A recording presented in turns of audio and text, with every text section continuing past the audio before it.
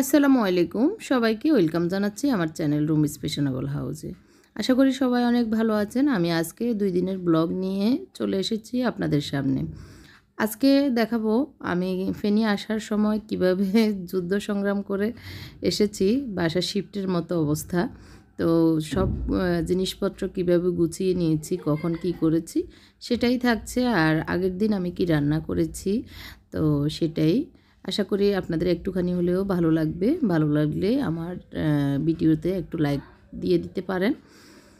আর যারা আমার চ্যানেলে নতুন এসেছেন প্লিজ আমার চ্যানেলটি সাবস্ক্রাইব করবেন এবং পাশে থাকা ছোট্ট বেল বাটনটি চাপ দিবেন, যাতে করে আমি যে নিয়মিত ব্লগ দিই সেগুলির নোটিফিকেশন আপনার কাছে চলে যায়। আমি এখন সকালবেলা নাস্তা তৈরি করছি, ডিম পরোটা।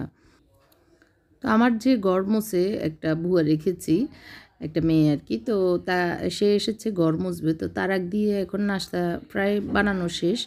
খেয়ে এখন আমি একটু ঘরের যেগুলো একটু গুছানো বাকি আছে সেগুলো করে নেব, কারণ ঘরটা ঝাড়ু দিয়ে দিলে ময়লাগুলো থেকে যাবে, সে কারণে তাড়াহুড়ো করছি। কারণ ঘর ঝাড়ু দেওয়ার আগে যেন গুছানোর কাজটা শেষ হয়, সে কারণে। তো আমি পরোটাটা ভেজে আমার হাজব্যান্ড বসে আছে নাস্তার জন্য, ওনাকে দিয়ে দিচ্ছি। আর আমি খিচুড়ি রান্না করে নিয়েছি, মানে রাইস কুকারে বসিয়ে দিয়েছি, খিচুড়িটাও হয়ে গিয়েছে। আর মাছ ভাজবো, একটু লতি এনেছিলাম, গতকালকে দেখিয়েছিলাম। তো অর্ধেক গতকালকে ভাজি করেছি, বাকি অর্ধেক আমি এখন একটু রান্না করব মাছ দিয়ে। এই যে খিচুড়িটা হয়ে গিয়েছে, একটু গরুর মাংস ছিল সেটা একটু দিয়ে দিয়েছি আর কি, লাস্টের দিকে থাকে যে সেরকমই। মাছ ভিজিয়ে নিয়েছি, মাছ ভাজবো আর লতি রান্না করব আর কি। এই তো সকালের নাস্তা, গতকালকে একটু ভাজি ছিল সেটাও নিয়েছি। আর আপনারা প্রশ্ন করেছেন আপনাদের ভাই কী করে মোবাইলে। এই যে উনি পড়ে সব সময়, ওনার লেখা অনেক ফেসবুক পেজে দেয়। এই যে ওনার ফেসবুক আইডিটা মোহাম্মদ সাখাওয়াত হোসেন। আর ওনার যে লেখাটা দিয়েছি এটা পড়তেছে, এটা গত বছর দিয়েছিল, এখন আবার উপরে বেশি এসেছে আর কি, মানে 1 বছর পরে যে আবার দেয় ফেসবুক ফেসবুক ওয়ালারা আর কি। তো সেটা এসেছে, এখন উনি আবার সেটা পড়তেছে, বলল যে আবার মনে হচ্ছে যে নতুন কিছু তো নিজের লেখাই নিজে পড়তেছে এই আর কি। তো আসলে সবসময় পড়ালেখাই করে, কারণ উনি সবসময় পড়া এবং লেখা খুবই পছন্দ করে, ওইটাই করে সবসময়। তো এই তো চাটা খেয়ে আবার রান্নাঘরে ঢুকবো, কারণ রান্নাটা শেষ করে নিলে আমি আবার বের হব, কারণ পরের দিন আমরা ফেনীতে যাব। তো ফেনী যাওয়ার আগে আমার বিজনেসের যে কাজগুলো সেগুলো আমার স্টাফদেরকে বুঝিয়ে দিতে হবে, সে কারণে মানে ঘরের কাজটা মোটামুটি একটু কমপ্লিট করে চলে যাবে। এদিক দিয়ে মুরগির মাংস রান্না করছে, কারণ মাছ ওরা হয়তো খাবে কি খাবে না, আবার পরের দিনও রান্না করবো না, এটা প্ল্যান করে মুরগির মাংস মাছ ভাজা এগুলো করে নিচ্ছি আর কি। আর একটু আদা পেঁয়াজ রসুন দিয়ে আমি একটু লবণ দিয়ে দিচ্ছি পরিমাণ মতো, দিয়ে ভেজে নিচ্ছি। এখানে লতি রান্না করব, সেই কারণে লতিগুলো মোটা লতি। তো আমি যে মেয়ে কাজ করে তাকে দিয়ে কুটিয়ে নিয়েছি, কারণ অনেক সময় লাগবে, এই জন্য আমি তাড়াহুড়ো করতেছি। তো ওকে বললাম যে তুমি একটু কেটে দাও, তো ও কেটে দিয়েছে, যার কারণে একটু সময়টা বেঁচে গিয়েছে। তো এই তো হলুদ দিয়ে দিচ্ছি, মরিচ পরিমাণ মতো দিয়েছি, মরিচটা আমি একটু বেশি দিয়েছি কারণ লতিটা একটু জাল জাল হলে খেতে ভালোই লাগে। পেঁয়াজের সাথে আমি হলুদ মরিচগুলো একটু ভেজে নিয়েছি, ভেজে নিয়ে এখন লতিগুলো দিয়ে দিচ্ছি একটুখানি মশলার সাথে ভালো করে ভেজে, একটু 2-3 মিনিট এভাবে ভেজে নিয়ে তারপর ঢাকনাটা দিয়ে দিব। তো এভাবে আমার রান্নাটা হয়ে যাবে আজকের লতি রান্না। আর আমি মাছ দিয়ে দিব, তেলাপিয়া মাছ ভেজে তারপরে সেটা দিয়ে দিয়েছি, মোটামুটি হয়েই গিয়েছে। আমি ধনিয়া পাতা দিয়ে এখন নামিয়ে নিচ্ছি। আর এদিক দিয়ে আমার মুরগির মাংসটা হচ্ছে, ওই সময় আমি একটু কষিয়ে রেখে নামিয়েছিলাম। তো এই তো দুপুরের জন্য খিচুড়ি, মুরগির মাংস, লতি লতি আমরা খাবো আর কি, ছেলেরা তো খাবে না। আর একটু মাছ ভেজে রেখেছি। লতিটা হয়ে গিয়েছে, একদম শুকনো শুকনো করে রান্না করে নিয়েছি। আর ওভেনটা আমি এখানে নিয়ে এসেছি, কারণ আমার ওভেনের যে শেলফটা সেটা আমি নিয়ে যাব ফেনীতে। এখন হচ্ছে রাত, আমি এর ভিতরে রান্না করে চলে গিয়েছিলাম বাইরের কাজগুলো করার জন্য। খাটের উপরে সব কাপড় চোপড় নিয়ে নিয়েছি, এই টেবিলটা যাবে, এগুলো গুছাবো। তো এই দিক দিয়ে আমার হাজব্যান্ড বাইরে ছিল, মাগরিব নামাজ পড়ে উনিও এসেছে। এরপর আমার ভাগিনা, এটা ওনার বোনের ছেলে আর কি, বোন তো ওনার নেই, মারা গিয়েছেন। এই ছেলে যখন মানে 2 বছরের সময় আর কি। তো ও এসেছে ঘর করবে ওর বাবার জায়গায়, ওর মামারাই কিনে দিয়েছে, তো সেটা কিভাবে করবে প্ল্যান করতে। তো এই যে এই বস্তাগুলি, এই বক্স, এগুলি মোটামুটি রেডি। এই যে এটা যাবে ওভেনের শেলফ ছিল আর কি, এটা অনেক বছর আগে কিনেছি। তো এটা নিয়ে যাব। রাইস কুকারটা এটা আমার বেশি একটা লাগে না, তো ছোটোটা দিয়েই কাজ হয়। এটা অনেক আগের আম্মা আমাকে গিফট করেছিল। তো এটাতে একটা জুড়ি আছে, এটা স্টিম করার, আর এটা নন স্টিকের পাতিল আর কি। তো এটা ফেনির বাসার জন্য নিয়ে যাচ্ছি। এটা হলো কিছু মশলাপাতি এটাতে ঢুকিয়েছি, মশলাগুলি এখানে রেখেছি যাতে নিতে সুবিধা হয়। আর এই ওভেনটা আমি নিয়ে গিয়েছি এখানে। তো রান্নাঘরের এই কর্নারটাতে আমার ওভেনটা চলে এসেছে। আর এই জায়গার একটা শেলফ, ওইখানে আমি চুলার পিছনে এখন আপাতত রেখেছি। তো যখন দরকার হবে, মানে ওভেনটা অন্য জায়গায় শিফট হবে, তখন এটা আবার চলে যাবে এই আর কি। আর কর্নারের একটা গোল আমার বিভিন্ন জিনিসপত্রের একটা আমি হোল্ডার বানিয়েছিলাম, মানে জিনিসপত্র রাখার একটা ডিশ বানিয়েছি, সেটা এখানে নিয়ে এসেছি আপাতত এখন রাখার জন্য। এগুলো নেওয়ার পরে আসলে কোনটা কোন জায়গায় রাখবো পরে সেট করব। আর এদিক থেকে কাপড়গুলো আমি ভাঁজ করব একটু পরে। তো এখন এই যে কাপড়গুলো, এগুলো ঝুড়িতে সব হচ্ছে বিছানা চাদর সহ, রানার বেডশিট কাভার, তারপর বেডশিট, আর এগুলো হচ্ছে লেস। তো এগুলো পরে ঠিকঠাক করব। আর এই লাল বক্সটা যাবে, বুকশেলফগুলি যাবে না, এগুলো থাকবে এখানে। যে জায়নামাজের বক্সটা সেটা যাবে।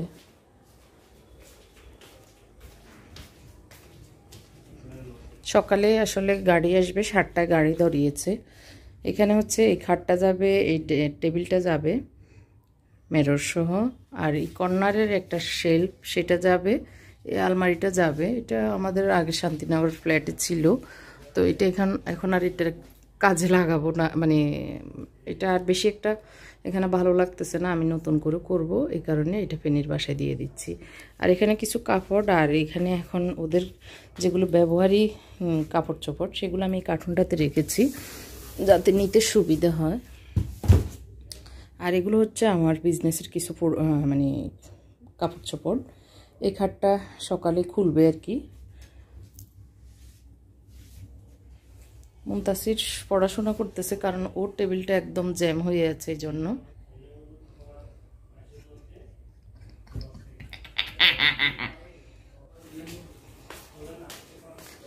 আর আমার রুমের এই টেবিলটা যাবে, এই টেবিলটা যাবে, আর আমার রুমের কিছুই যাবে না।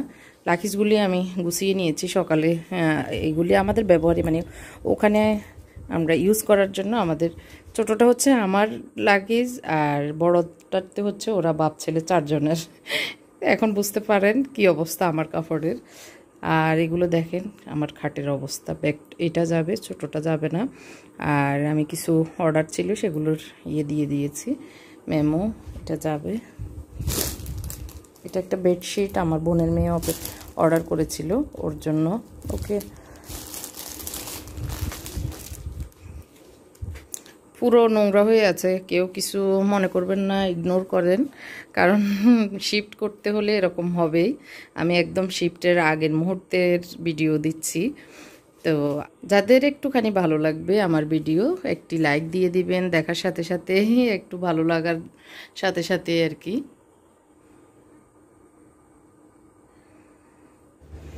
এখন হচ্ছে সকাল 7টা, গাছে পানি দিয়ে নিয়েছি একটু বেশি করে। এই যে গত 2 দিন আসলে সময়ের অভাবে দেওয়া হয়নি, আর ভুলেই গিয়েছি, এই কারণে গাছগুলো একটু শুকিয়ে গেছে। তো আজকে এখন পানি দিয়ে দিয়েছি 2 দিন, আর না দিলেও চলবে এরকম। এরপরে আমি বাবাকে চাবি দিয়ে যাব, বাবা এসে পানি দিবে আর দেখে যাবে আর কি বাসা।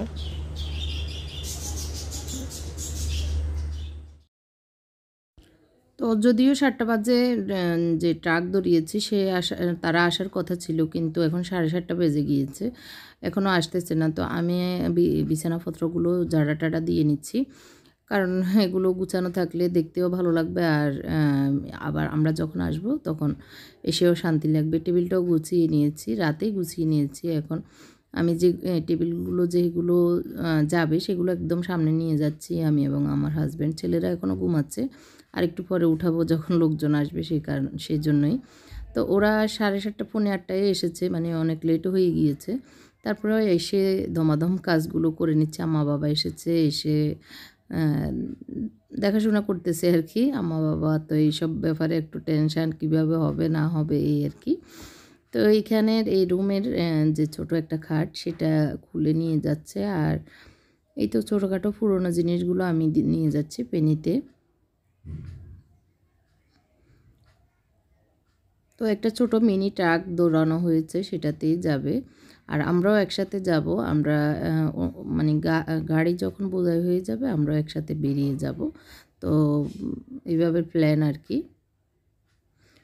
তো এর ভিতরে আমার যে কাজের মেয়েটা সেও এসেছে, তাকে বলে রেখেছি তুমি 7টায় এসো। তো ও আসেনি, ও এসেছে 8টা বাজে। তো ও আসার পরে আসলে ঝাড়ু দেওয়া। এর ভিতরে আমি নাস্তা বানিয়ে নিচ্ছি এখন রুমে। পরোটা বানিয়ে নিচ্ছি, ডিম ভাজি করে নিচ্ছি, এটাই। আর চা বানাবো। তো পরোটা বানাতে বেশি একটা সময় লাগছে না, আমাদের ঘনা করে সবার জন্য 10-12টা বানিয়ে নিচ্ছি। তো বেশি ঝামেলা হচ্ছে না, আস্তে আস্তেই সব কিছু হয়ে যাচ্ছে। আর ওই খাটের বালিশ টালিশ সব আমার খাটে এনে রেখেছি, একটা খাট যেটা নিয়ে যাচ্ছে। আর মোত্তাকিরা উঠে গোসল টোসল করে নিচ্ছে, ওরা রেডি হবে। তো একসাথে কাজ হয়ে যাচ্ছে, ও ঝাড়ু দিচ্ছে, এরা নিয়ে যাচ্ছে।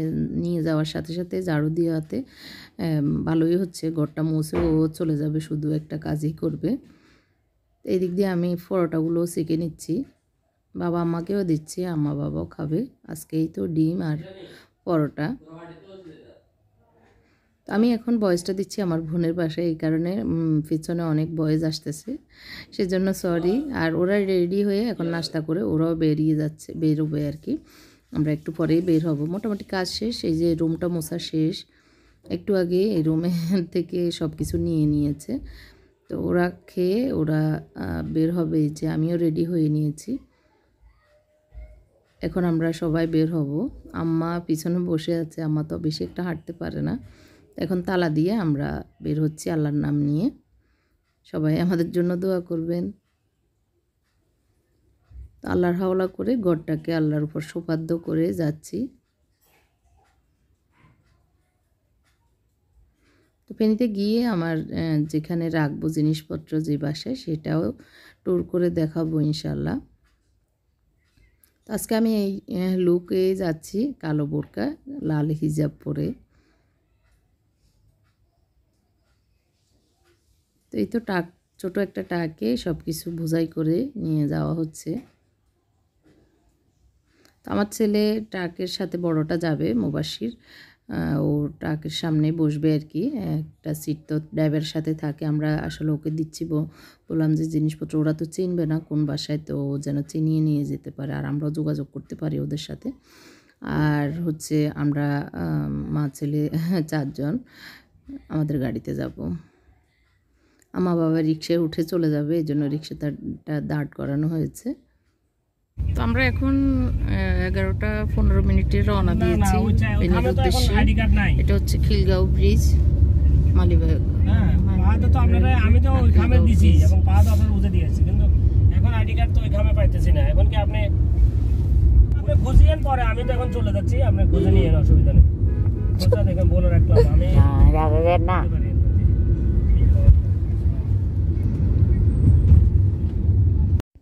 গাড়িতে ওঠার সময় কমলা ফেরিওয়ালা এসেছে কমলা নিয়ে, তো 2 কেজি নিয়েছি 120 টাকা করে। তো মনে হচ্ছে ভালোই হবে। এখন খুলে আমরা গাড়িতে বসে খাচ্ছি একটা। তো গাড়িতে বসে আসলে কমলা খেতে ভালোই লাগে টক মানে একটু মাথা ঘুরানি বা মাথা ব্যথা হলে কিন্তু চলে যায়। তো এই তো আমরা মোটামুটি ঢাকা পেরিয়ে এখন মেন রোডে, ঢাকা ফেনী রোডে এসেছি। আর এটা হচ্ছে মেঘনা ব্রিজ, মেবি দাউদকান্দি ব্রিজ অথবা মেঘনা ব্রিজ, এই দুইটার একটা হবে আর কি। তো তো এদিক দিয়ে মুনতাসির তো ঘুমিয়ে পড়েছে, মোত্তাকিও ঘুমিয়ে পড়েছে ওরা সিটে, আর মুনতাসির আমার বুকের উপরে শান্তির ঘুম যাচ্ছে। ওরা আসলে মানে খুব রাতেও একটু দেরিতেই ঘুমিয়েছে, আবার সকালে তাড়াতাড়ি উঠতে হয়েছে, সে কারণে গাড়িতে উঠলেই ওদের ঘুম এসে যায়, ঘুমাচ্ছে। তো এখন গ্যাস নিতে গিয়ে গাড়িতে আমি বললাম যে আমাকে একটা আইসক্রিম না, অনেক গরম লাগতেছে। মুনতাসির ঘুম যাচ্ছে, এর ভিতরে উঠে বলতেছে আমিও খাবো। তো এখন আমাদের দুজনের জন্যই দুইটা নেওয়া হয়েছে। মোত্তাকি এখনও ঘুমাচ্ছে। তো এই তো এইসব করে আমরা ফেনীতে মোটামুটি পৌঁছে গিয়েছি, এখন বাসার কাছাকাছি। ফেনী ঢুকে গিয়েছি আর কি। তো আগামী ব্লগে আমার বাসার ট্যুর সহ আর যেভাবে আমাদের ফেনীতে কাটছে সেটাই দেখাবো। সবাই ভালো থাকবেন। এখন আমার বড় বাসুরের বাসায় ভাত খাচ্ছি। আমার যা রান্না করেছে মাছ, লাউ, মুরগি, ডাল। তো সবাই ভালো থাকবেন। আল্লাহ হাফেজ। আসসালামু আলাইকুম।